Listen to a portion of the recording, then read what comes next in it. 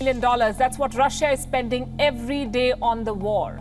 $900 million. The shock of sanctions over Kremlin's invasion of Ukraine disrupted trade. Begin to feel the effect of sanctions on their economy. And appended domestic demand, Russia's economy, it shrank for its second quarter. Canada and European allies are cutting off key Russian banks from the SWIFT economy to keep it from falling in the first months of a full-scale war. Since the invasion of Ukraine in February 2022, tensions between Russia and the international community have been high. With economic sanctions taking their toll on Russia's already struggling economy, many are wondering if this could be the beginning of the end for Putin's reign. In this video, we will be discussing the current state of Russia's economy, the impact of the Ukraine invasion, and what this could mean for Putin's hold on power. We've gathered insights from experts in the field to give you a complete picture of the situation. But before we dive in, make sure to hit that subscribe button and turn on notifications so you don't miss out on any future content. So, is Putin's reign coming to an end? Watch till the end to find out, and don't forget to give this video a like and share your thoughts in the comments below. Kremlinologists think it's no coincidence that Russian authorities seized Wall Street Journal reporter Evan Gershkovich just a day after he co-authored a journal story on how Russia's economy is starting to come undone. Russia says Gershkovich was spying, which the journal adamantly denies. It's safe to believe the journal because Russia passed a law last year that basically criminalizes what journalists do: ask questions about things the government doesn't want anybody to know about. That law focuses on anybody spreading information about the Russian military, which may apply to Gershkovich because he was reportedly researching a story on the Wagner paramilitary group that's part of Russia's invasion force in Ukraine. But that's just a pretext for Russian President Vladimir Putin to punish and silence, one voice highlighting the economic price Russians are starting to pay for Putin's disastrous invasion of Ukraine.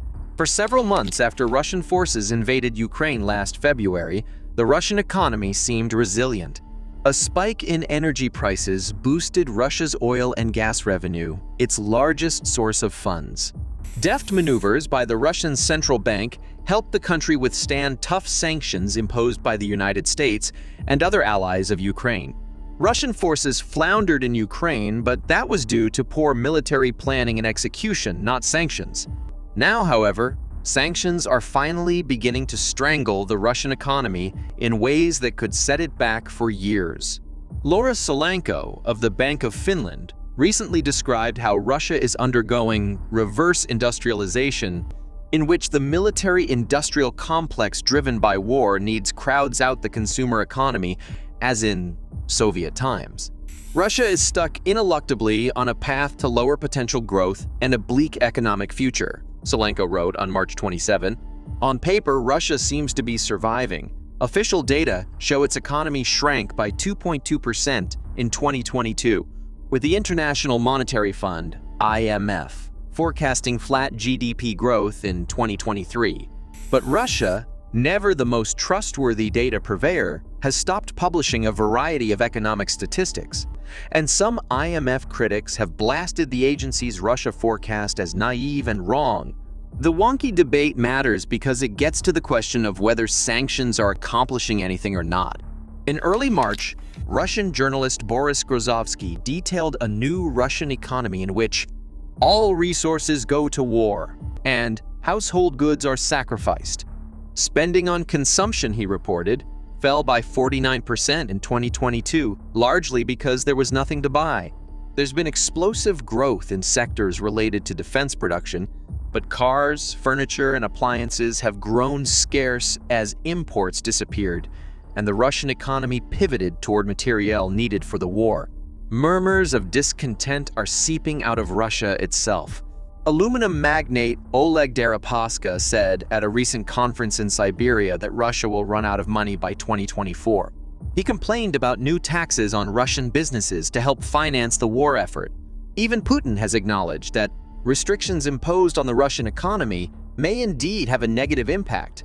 Sanctions imposed after Russia invaded Ukraine in February 2022 aimed to isolate its financial system and restrict trade, while leaving Russia's energy exports more or less intact. Since Russia is one of the world's largest exporters of oil and natural gas, the goal was to hurt Russia without causing a global energy shortage that would send prices soaring. That largely worked, but the scheme allowed Russia to continue earning huge amounts of energy revenue that helped finance the war.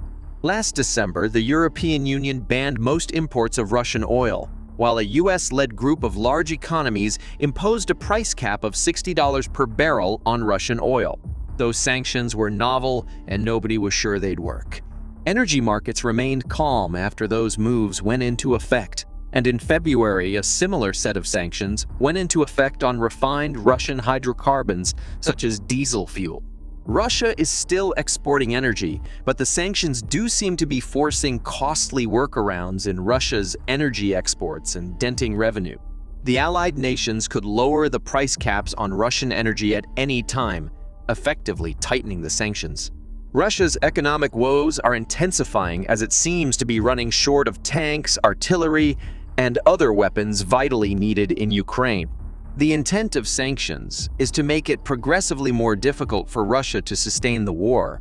Ukraine, of course, is suffering weapons shortages of its own and a sharp economic contraction, though billions in aid from the United States and other partners compensates for some of that. The journal piece, written by Gershkovich and Georgy Kanchev, cataloged Russia's economic woes and its diminution into a kind of junior partner for China, whose economic assistance it depends on. The story described how sanctions prevent Russian airlines from obtaining spare parts and finance firms from updating software. New car sales have plunged by 62% year over year. Investment in Russian oil and gas exploration is down 42%, which could lead to a long-term decline in Russia's energy output.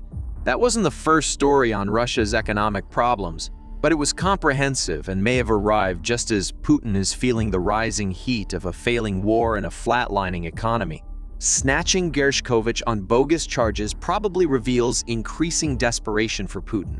Yet it's consistent with the bullying behavior of a dictator who has badly erred and blames the messengers. It won't be the last of Putin's aberrant behavior. What are your thoughts on the Russian government's seizure of Wall Street Journal reporter Evan Gershkovich, just a day after he co-authored a story on how Russia's economy is starting to unravel? Do you think this is an attempt to punish and silence journalists who highlight the economic consequences of Putin's actions in Ukraine? How effective do you think sanctions have been in hurting the Russian economy? And do you think they will force Russia to withdraw from Ukraine? Let us know on the comment section below. Lastly, if you found this video helpful, please hit the like button. Your likes help our video to rank higher in the YouTube algorithm, which means that more people will be able to find and benefit from our content. Thank you again for watching, and we look forward to seeing you in the comments section and in future videos.